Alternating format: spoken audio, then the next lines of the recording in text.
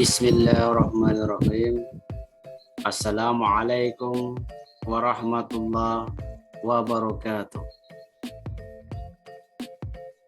Alhamdulillah kita bisa bertemu kembali melanjutkan perkuliahan kita yang pada kesempatan ini kita akan membahas tentang Pancasila sebagai sistem etika kemanusiaan dan persatuan.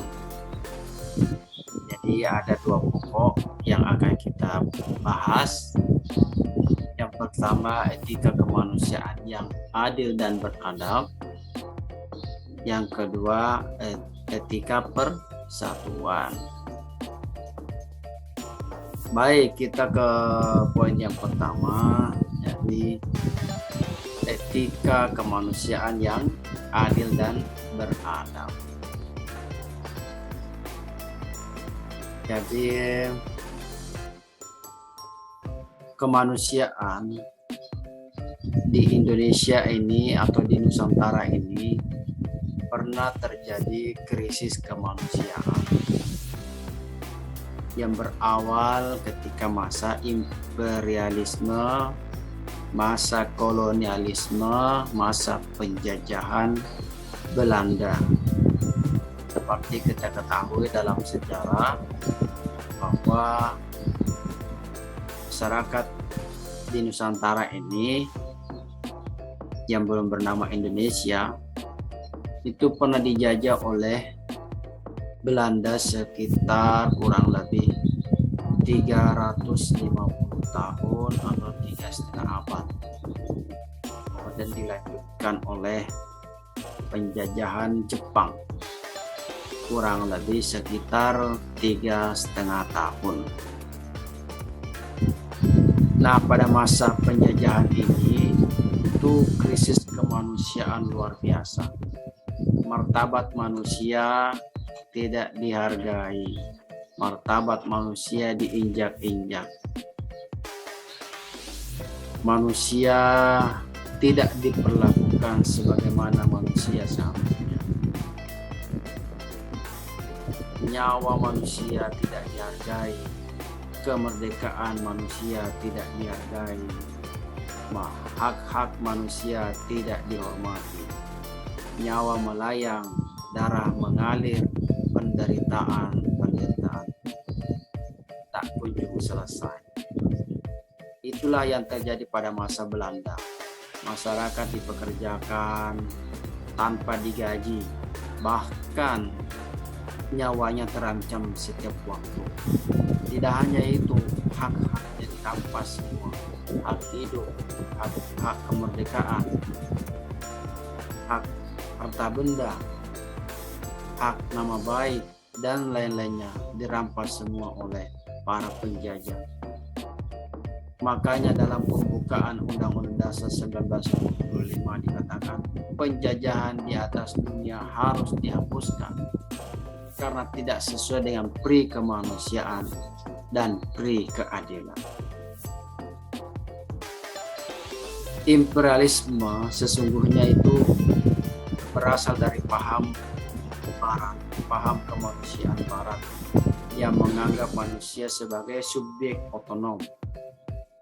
Subjek otonom ini artinya kalau diruntut menurut para ahli itu sudah terjadi ketika zaman Yunani dan Romawi. Jadi subjek otonom ini ciri khas manusia yang bermartabat dan terpelajar itu dilihat dari kekuasaannya. Seberapa besar kekuasaannya ia atas kenyataan, atas alam, atas dunia. Maka kemanusiaan itu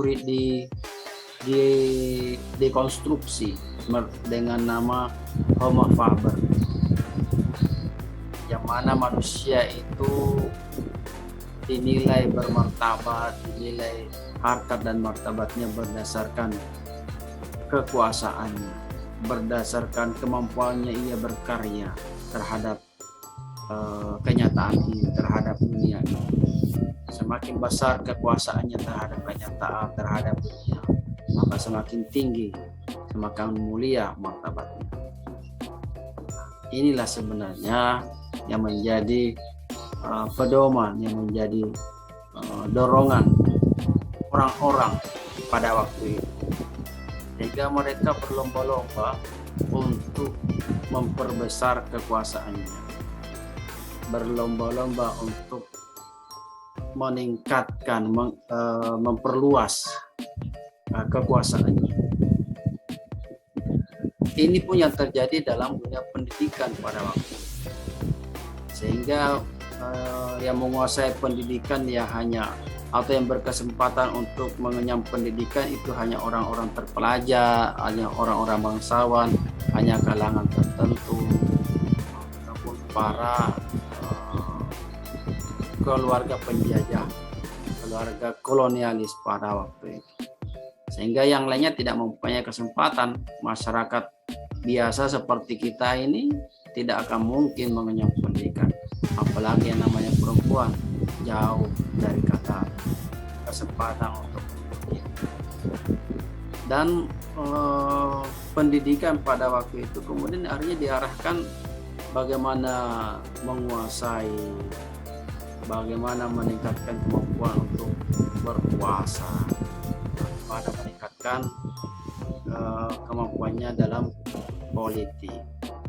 Karena itu tadi, kekuasaan atau martabat manusia dinilai dari semakin besar kekuasaannya terhadap kenyataan.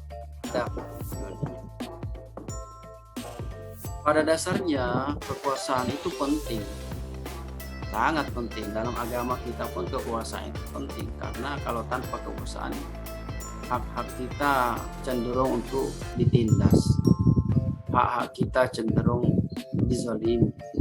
Maka kekuasaan pun itu penting, sangat penting. Namun tergantung niatnya. Jika kekuasaan itu niatnya untuk meningkatkan martabat manusia, martabat seseorang di dalam pandangan manusia, maka itu niatnya sudah salah. Jika niatnya sudah salah, maka jalan yang ditempuh pun cenderung salah. Tetapi kalau niatnya untuk meraih kekuasaan itu untuk memperjuangkan hak-hak manusia secara umum, memperjuangkan keadilan, menegakkan keadilan untuk manusia secara umum, bukan keadilan untuk diri sendiri, bukan keadilan untuk golongannya sendiri, untuk partainya sendiri, tetapi keadilan untuk semua, untuk seluruh manusia. Maka ini sudah betul, karena keadilan untuk semua, bukan untuk pribadi, bukan untuk golongan tertentu, bukan untuk keluarga tertentu, partai tertentu, tetapi untuk semua. Nah, jika kekuasaan itu niatnya untuk semua, maka jalan yang ditempuh pun insya Allah jauh dari kecurangan, jauh dari kezaliman, jauh dari ketidakadilan, karena perjuangannya untuk keadilan sesama. Nah, inilah.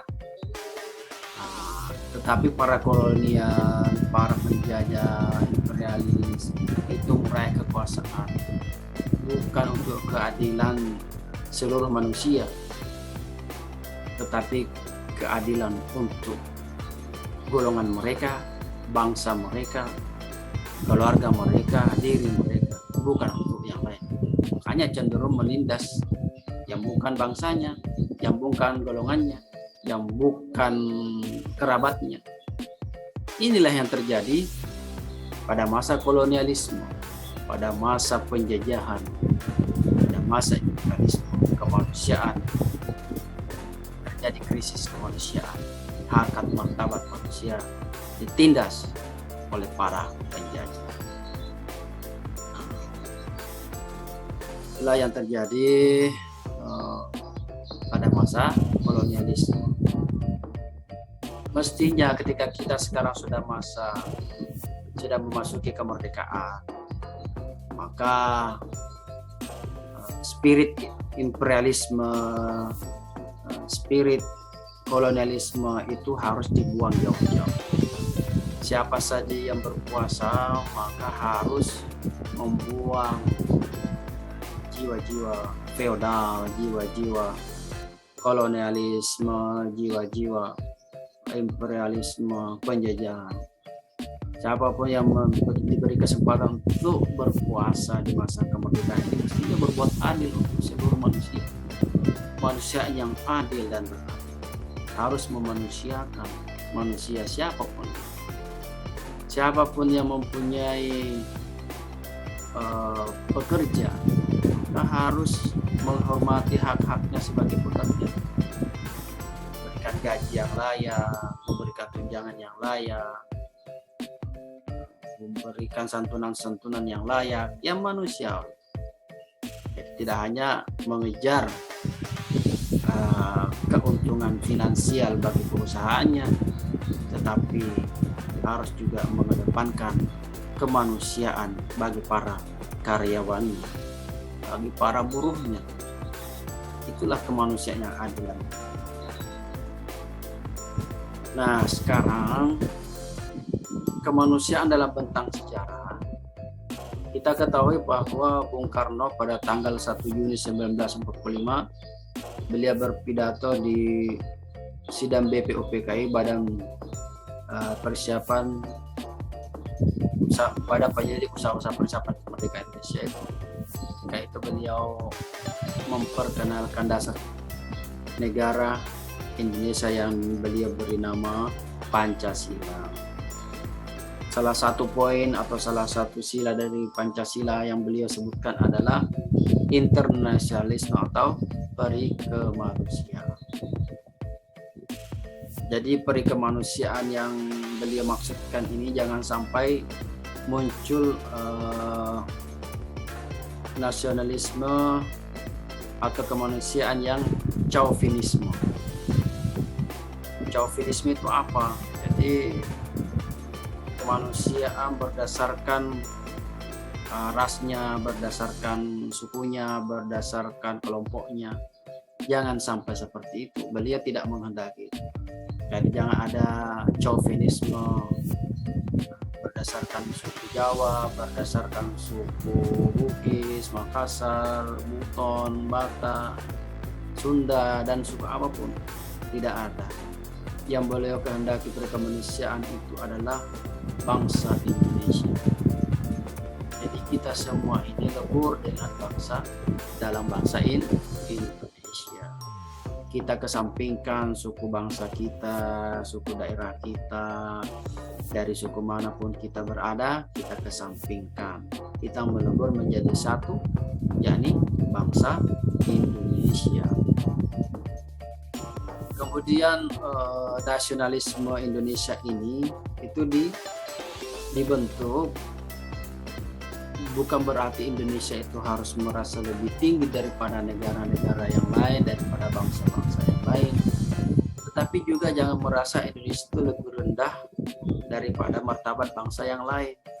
Jadi bangsa Indonesia jangan merasa lebih tinggi martabatnya dibanding Timor Leste, dibanding Papua Nugini, dibanding Myanmar, dibanding negara-negara yang lain, dan juga jangan merasa lebih rendah daripada bangsa Amerika, daripada bangsa Eropa, daripada Rusia, daripada Cina dan lain-lainnya.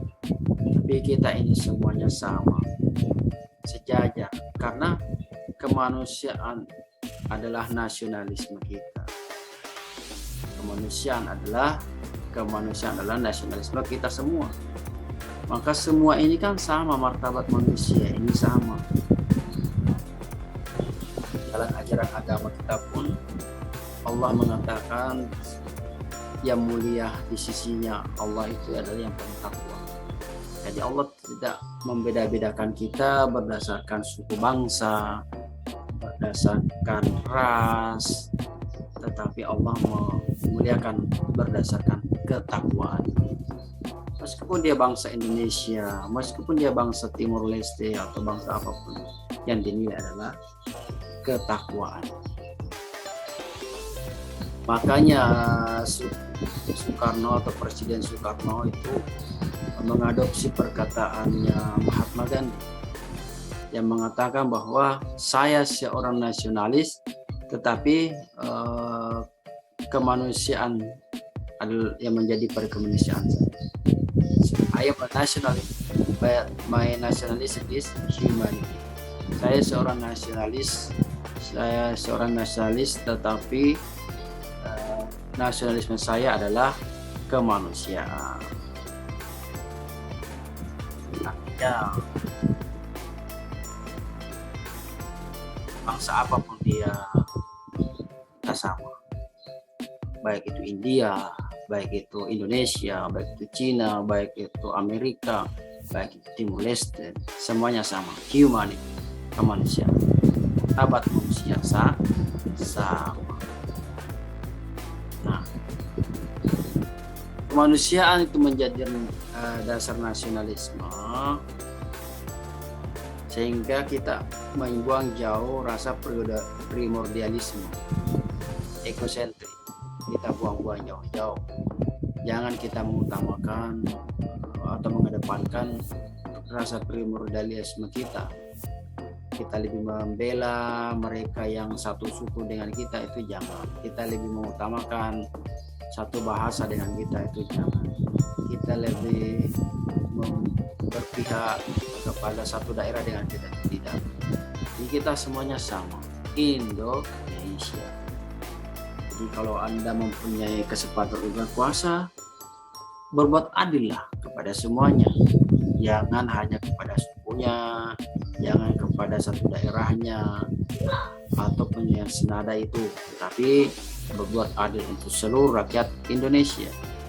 Jika Anda menjadi presiden, jangan hanya mengutamakan dari partai mana Anda berada, tetapi mengutamakan seluruh rakyat Indonesia. Jika Anda menjadi gubernur, maka jangan mengutamakan dari partai apa yang mengusung Anda, tapi utamakan kemanusiaan. Humanity is my nationality. Kemanusiaan itu adalah nasionalisme kita. Jangan membeda-bedakan siapapun mereka, dari partai apa mereka, dari bangsa apa, suku bangsa apa, daerah apa, ras apa, itu tidak boleh kita bedakan. Semuanya melebur menjadi Indonesia. Nah, sekarang kita menafsirkan makna kemanusiaan dalam Pancasila. Jadi kemanusiaan yang adil dan beradab ini maksudnya bahwa kita harus berbuat adil, baik kepada diri sendiri, baik kepada sesama, baik kepada Tuhan. Manusia yang adil, kita harus adil pada diri sendiri. Jangan sampai kita berbuat zalim kepada diri sendiri. Bagaimana berbuat adil kepada orang lain, bahkan kepada dirinya sendiri tidak mampu berbuat adil. Matanya sudah mengantuk, tapi dia tetap memaksa untuk begadang karena menonton tayangan kesukaannya. Ini tidak adil pada dirinya sendiri, tidak memenuhi hak matanya untuk istirahat. Perutnya sudah kenyang, tapi tetap aja dia mau lahap makanan yang ada. Nah, ini tidak adil terhadap perutnya, karena perutnya hanya terbatas kemampuannya menampung makanan, sementara dia terus mengisi. Ini bisa menjadi penyakit dan sebagainya. Dirinya, otaknya mempunyai hak untuk mendapatkan ilmu, tapi ia tidak pernah atau malas-malasan untuk belajar. Dia tidak memenuhi hak dirinya, otaknya untuk mendapatkan ilmu. Ini tidak adil pada dirinya sendiri, tidak adil kepada sesama. Mungkin kepada golongannya dia utamakan, sementara yang bukan golongannya dia kesampingkan. Ini tidak adil. Yang sealiran dengan dia utamakan, yang tidak sealiran dengan dia sepelekan. Ini tidak adil. Adil sesama manusia. Kemudian adil kepada Tuhan. Kita juga mempunyai kewajiban untuk berbuat adil kepada Tuhan. Kita kadang-kadang mengeluh, doa kita selama ini tidak dikabulkan oleh Tuhan. Sementara Tuhan memanggil kita, kita sendiri tidak pernah menggubrisnya. Misalnya kalau dalam Islam, setiap waktu kita dipanggil oleh muadzin, hayya 'alas shalah, mari tunaikan salat. Tapi kita tidak bergeming, kita masih asik aja dengan pekerjaan-pekerjaan kita. Ini kita tidak adil kepada Allah. Kita ingin segala doa kita dijawab oleh Tuhan, oleh Allah. Sementara ketika kita mendengarkan panggilan Allah, kita tidak menggubrisnya, kita tidak bergeming, kita tidak peduli. Ini tidak adil. Jadi harus adil kepada diri sendiri, adil kepada sesama, adil kepada Tuhan. Menempatkan sesuatu pada tempatnya, menempatkan hak kepada yang berhak, menempatkan kewajiban sesuai dengan porsinya. Baik adik-adik sekalian, jadi itulah etika kemanusiaan yang adil dan beradab. Baiklah, sekarang kita ke etika persatuan Indonesia. Jadi makna persatuan seperti yang dalam pidato Bung Karno pada 1 Juli di sidang BPUPK itu, beliau menghendaki bahwa kita mendirikan negara ini untuk semua, bukan untuk golongan tertentu, bukan untuk suku bangsa tertentu, tetapi untuk semua. Jadi bangsa ini atau negara Indonesia ini dibentuk untuk menyatukan bangsa Merauke. Jadi bukan hanya untuk Jawa, bukan hanya untuk Sumatera, Borneo, tapi untuk semua. Karena kita semua mempunyai kesempatan yang sama. Kita mempunyai hak dan kewajiban yang sama. Kita harus bersatu. Persatuan itu sendiri itu meleburkan. Tidak ada lagi bangsa Borneo, tidak ada lagi bangsa Jawa, tidak ada lagi bangsa Sulawesi, tapi yang ada bangsa Indonesia. Kita kedepankan bangsa Indonesia. Ini sebenarnya dimulai ketika para pemuda Indonesia bersumpah pada tanggal 28 Oktober 1928. Jadi pemuda dari berbagai daerah berkumpul untuk bersumpah, satu nusa, satu bangsa, satu bahasa Indonesia. Jadi bahasa dan bangsa yang lainnya itu dikesampingkan, melebur menjadi bangsa Indonesia. Nah, dalam pembukaan Undang-Undang Dasar 1945 itu termuat dalam berita Republik Indonesia tahun kedua nomor 7 bahwa mendirikan negara Indonesia itu dipakai aliran pemikiran negara kesatuan.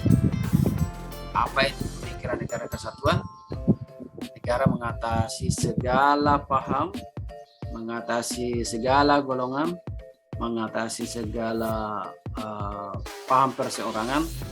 Jadi bukan lagi berdasarkan individualisme, bukan lagi berdasarkan negara kelas, tapi kita menjadi bangsa Indonesia, melebur menjadi satu negara Indonesia. Maka negara Indonesia itu negara yang berdasarkan atas kekeluargaan, negara yang berdasarkan jiwa saling menolong, berdasarkan keadilan sosial. Jadi mengutamakan kebersamaan, mengutamakan kekeluargaan, bukan individu-individu, bukan golongan-golongan tertentu, tapi menyatu dalam bangsa Indonesia, keadilan sosial. Sehingga dapat dipahami bahwa tujuan pendirian bangsa Indonesia itu adalah kesejahteraan umum. Jadi jangan hanya kesejahteraan untuk golongan tertentu, jangan hanya kesejahteraan untuk partainya tertentu, tapi kesejahteraan umum seluruh rakyat Indonesia harus jika seluruh rakyat Indonesia itu diperhatikan kesejahteraannya, maka persatuan bangsa ini tidak akan terganggu. Terkadang timbul gesekan-gesekan di masyarakat karena mereka merasa ada ketidakadilan.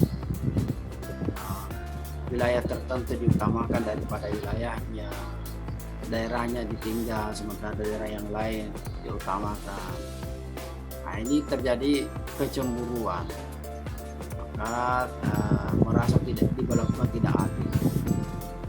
Ini bisa mengancam persatuan.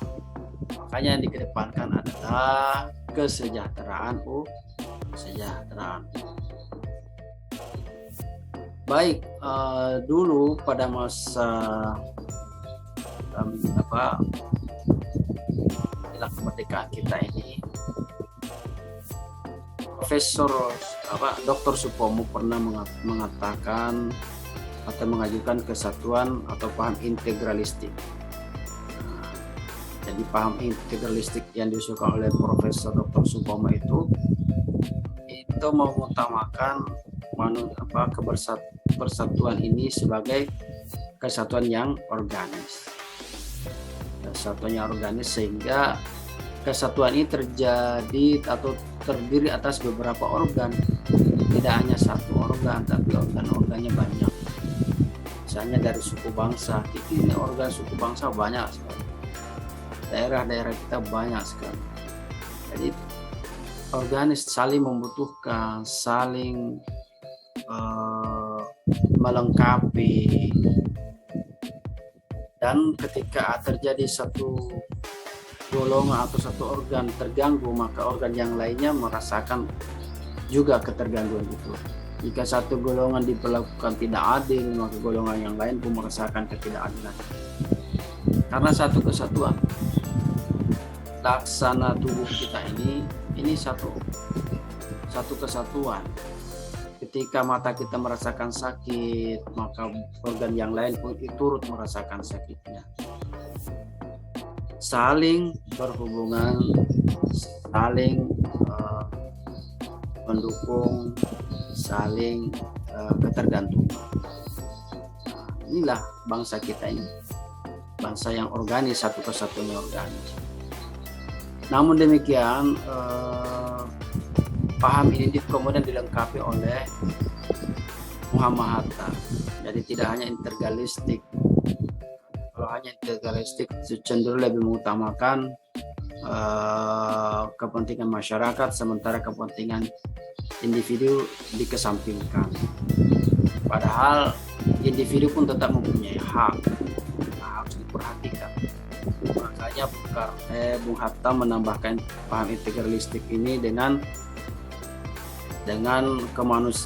dilengkapi dengan kemerdekaan berserikat, kemerdekaan berkumpul, kemerdekaan untuk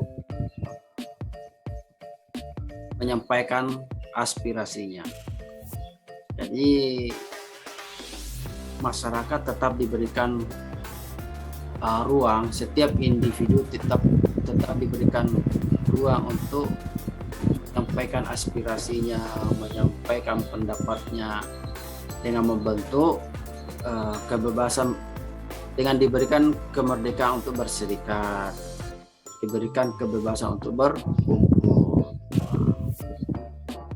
Kepentingan masyarakat diutamakan, tetapi kepentingan pribadi tetap diberikan wadah, tetap diberikan kemerdekaan untuk disampaikan aspirasinya dalam satu perkumpulan, dalam satu organisasi, dalam suatu Serikatan.